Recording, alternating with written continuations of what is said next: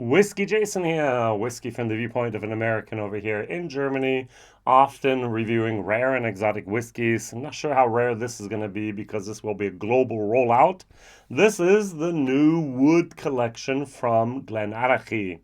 All 9 years of age, all 48%, all of them non-chilled filtered, natural color. We have here the Fino, which is 251101 at Whiskey Base. We have here the Amontillado, 251100, and here we have the Oloroso, 251099. So they're all 56 euros 90 cents over here in Germany. So they are all 48%, and the back of the bottle, they all have a nice little bit of information that they like to share with us. So I'm going to read, I'm going to pour, and then I'm going to review. It says here, known for its pale appearance and delicate flavor profile, Fino is the driest style of sherry. It must be biologically aged for at least 2 years under a flor, F-L-O-R, which is a yeast layer which prevents oxidation. So I did not know it has to be 2 years. I just knew it had to be a layer here. Now, we have at the moment the problem of we have the problem of what is a sherry cask and what is a seasoned sherry cask for the whiskey industry. Now, a lot of us are very romantic and very old school, and we think that bodegas are going to give up their casks in the Solera process for us in the whiskey industry. They don't. What they do instead is there are certain bodegas, those are people who make cooperages that make actually these whiskey casks for the whiskey industry. These sherry casks for the whiskey industry. They actually make the cask and often dispose of the liquid in the casks afterwards. It is not bottled as Fino sherry, Amontillado sherry, as Oloroso sherry. This liquid is used only to create casks for the whiskey industry. I'm sorry for ruining your romantic opinion of what sherry is, at least in the whiskey industry. So now, Oloroso, we know, seasoned casks. Here it says, and I'm just going to continue reading here, matured in former Fino hogshead casks has resulted in a single malt bursting with stewed pears, sugared almonds, and vanilla custard tones. So the Fino are hogsheads. Important. Amontillado.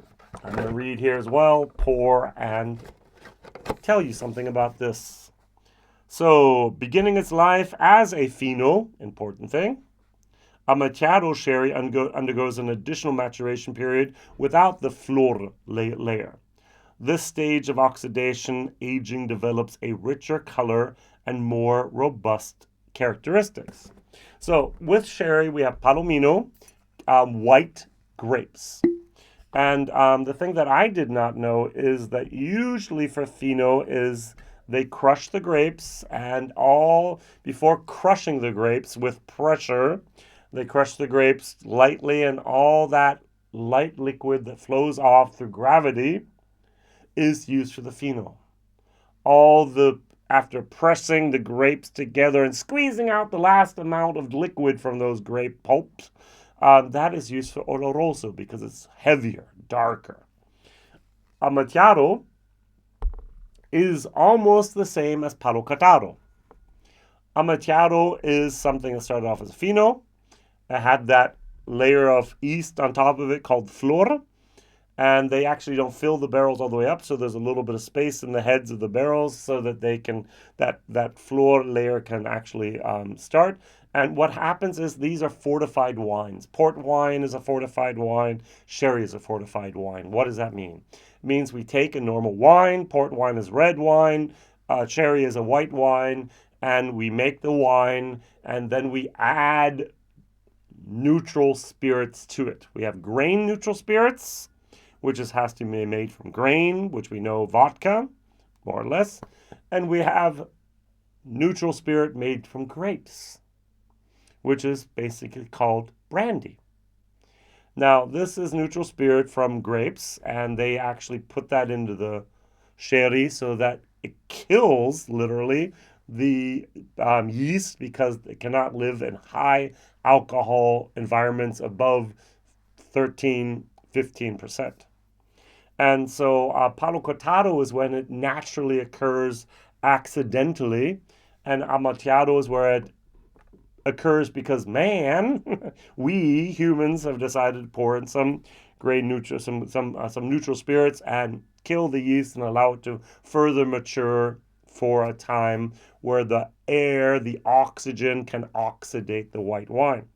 So now here with Oloroso, this happens from almost from the start. Not from the very start. There's also a little bit of yeast at the start, but very, very early in the maturation process of Oloroso, the yeast, the flora, is then destroyed, killed, and it can have the entire time oxidating.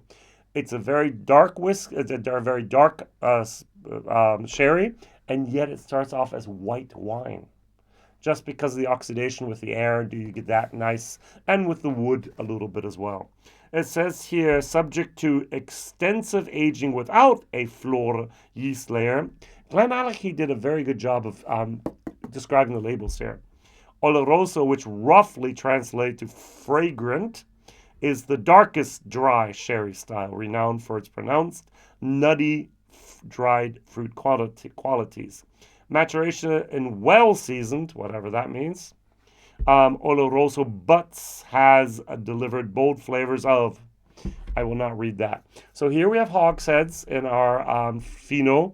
Here we have our butts at 500 liters, hogsheads 250. And here it just says casks. Is it a mix? What did they use there? I don't know.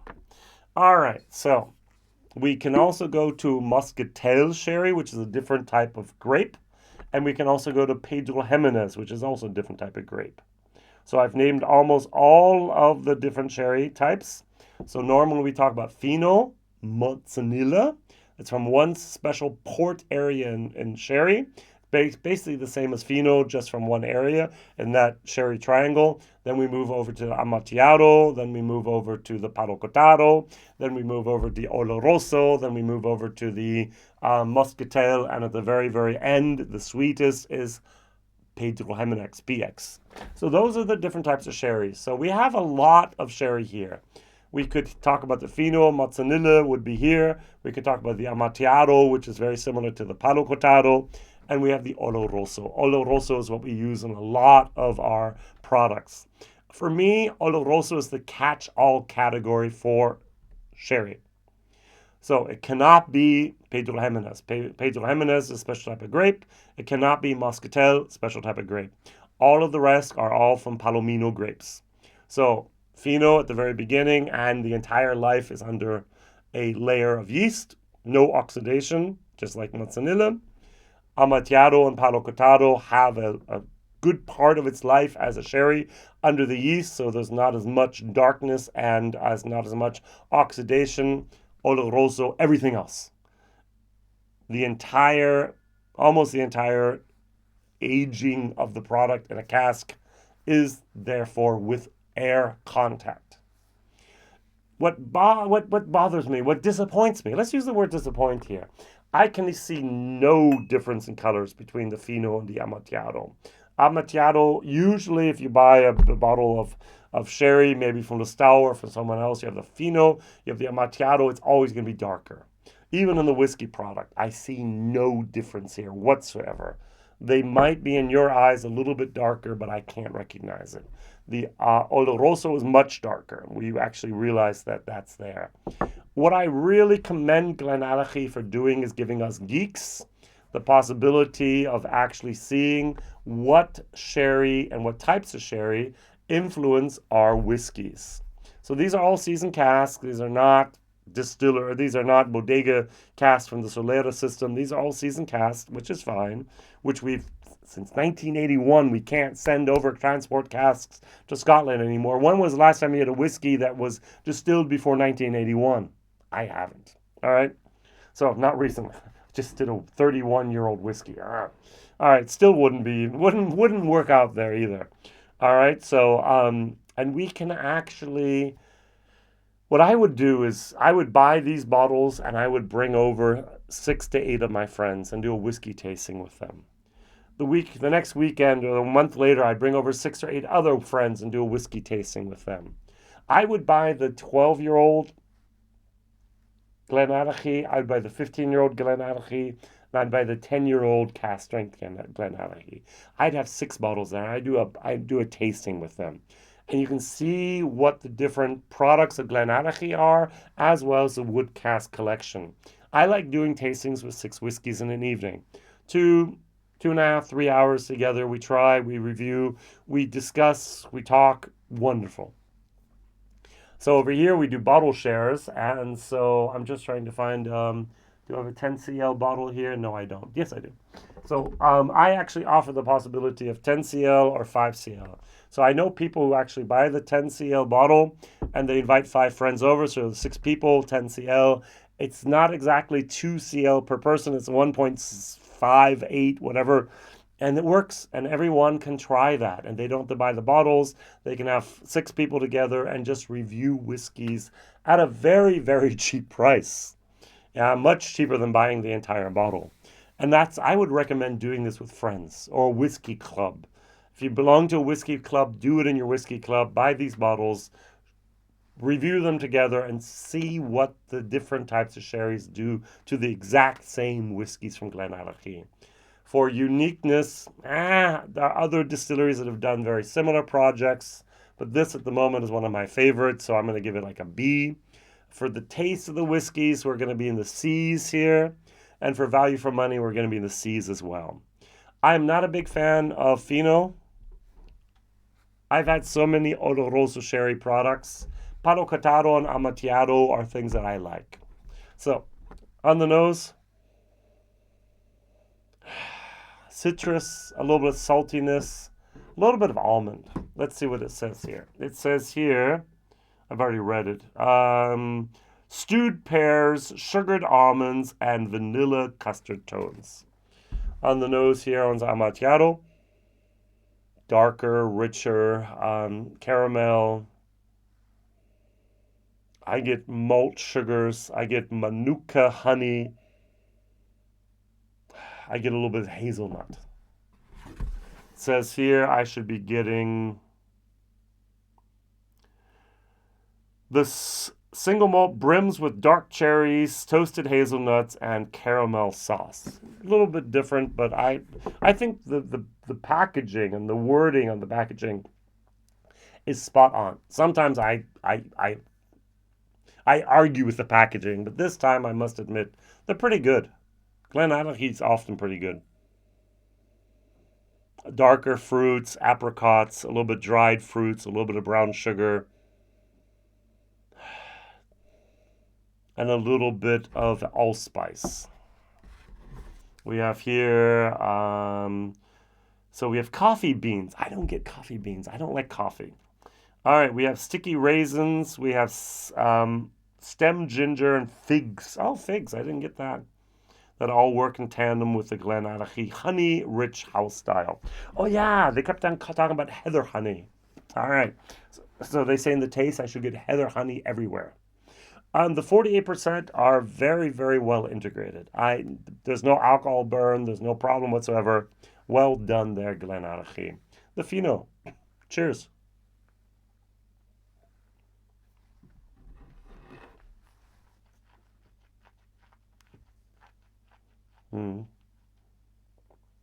It's not astringent, it's dry. There's a little bit of sourness, there's a little bit of sea, air. It's Fino. Have you ever ordered a dry white wine? Imagine that dry white wine, racked up, turbocharged. That's Fino. Go to a restaurant, order a glass of Fino sherry. You're going to have a fish dinner, have a glass of water, do the Fino sherry. You're going to pucker up a little bit, has that lemon taste in there. Either you're going to love it or not. I'm not the biggest fan of Fino. All right? So it says here So dried apricots, honeycomb, butterscotch, followed by baking spices, marzipan, caramel, and orchard fruits with citrus on the finish. Yep. Most of that I can confirm. The Amontillado. This is a C minus whiskey for me from value for taste. For value money, they're all in the C range. All right. I just don't like Fino. But how would you know you don't like Fino if you don't try it? There was one bottling of Fino that I really enjoyed. That was a Kilhoman. Very peaty, and the Fino just together elevated it to new levels. I'm not a big fan of Kilhoman, but that Kilhoman Fino was so good.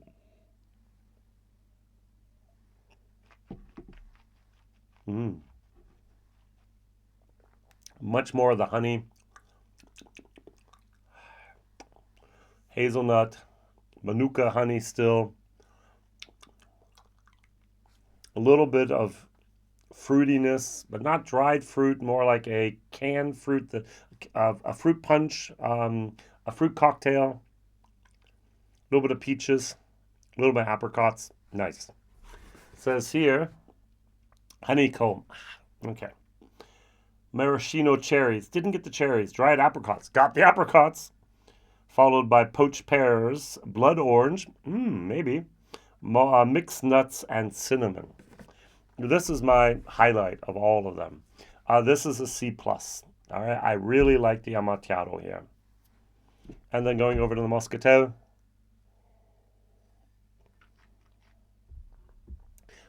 One statement: I've had dozens of whiskeys from Amontillado. I've had Amontillado myself. This is a little bit different. It's maybe even better than I normally have. It reminds me much more of a Palo Cortado.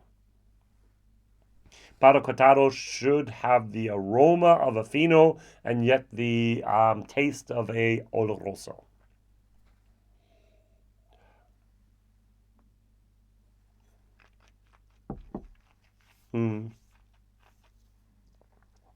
Much darker,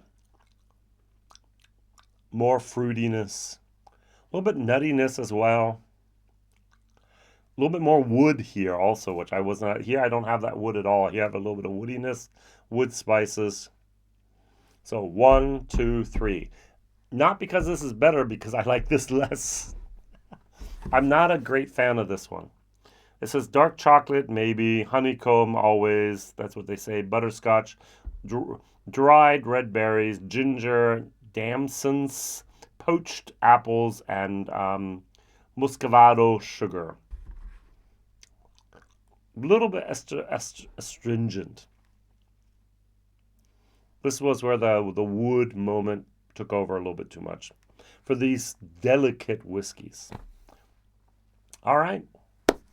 So tell me who else have done in their whiskey distilling bottlings a similar project as the wood collection from Glenallachie.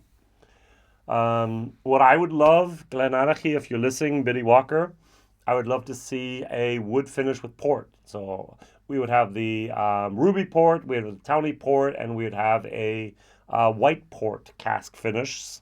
And we can actually see what port does with that. We could do the same thing here with different types of red wines.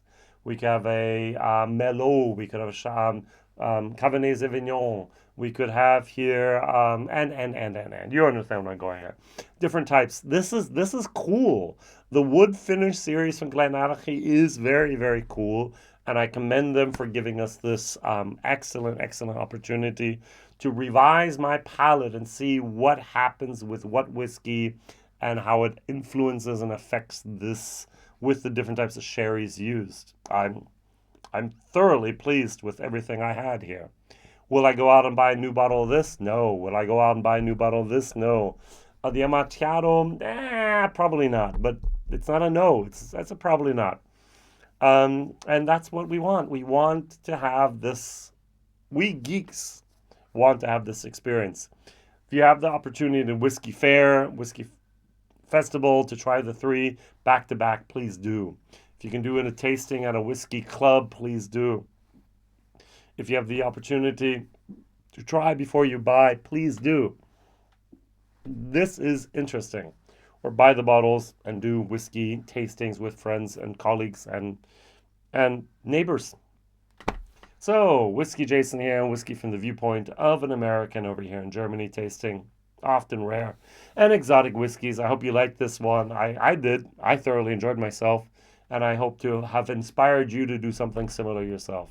All the best. See you real soon. Whiskey Jason. Bye bye.